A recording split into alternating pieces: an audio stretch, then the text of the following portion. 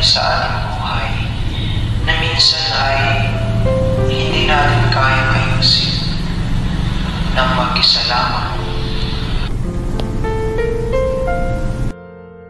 Siya si Stephen. Siya ay palaging tinutugso at sinasaktan ng kanyang kapwa. Nandito pa lang ampon ni Mampato. Ampon! Ampon ka lang! Ampon! Ampon! Wag! Wag! Ampon ka lang! Ampon! Dahil sa palagi na lang siyang tinutugso at sinasaktan ng kanyang kapwa, gulong-gulo na ang kanyang isipan at hindi na niya alam ang kanyang gagawin sa kanyang buhay. Kung ito ba ay pagpapatuloy niya o susuko na lamang sa buhay.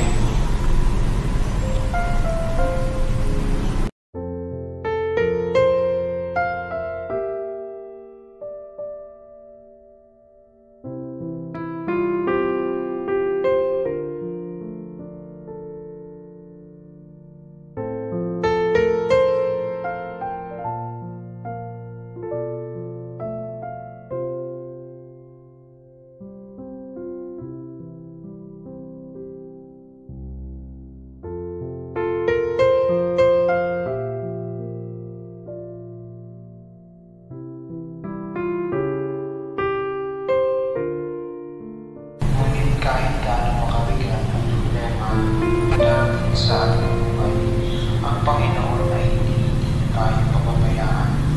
Gagawa at gagawa siya ng paraan para tayo protektahan at gabayan sa ating buhay para pagpatuloy na natin ito. Dahil lahat ng problema ay kaya ayusin ng ating Panginoon. Basta manalangin at magtiwala lamang tayo sa Kanya.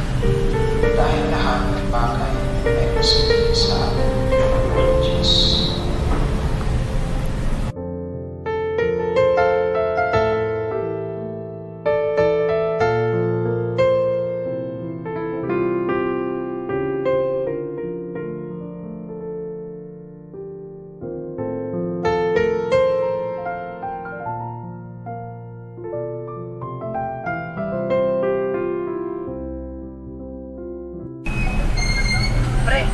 Parang masamayin natin yung ginawa natin sa anak ni Mampato. Nga pre, naawa na nga ako pre. Mabait naman yun eh. Kaya nga, bahay natin.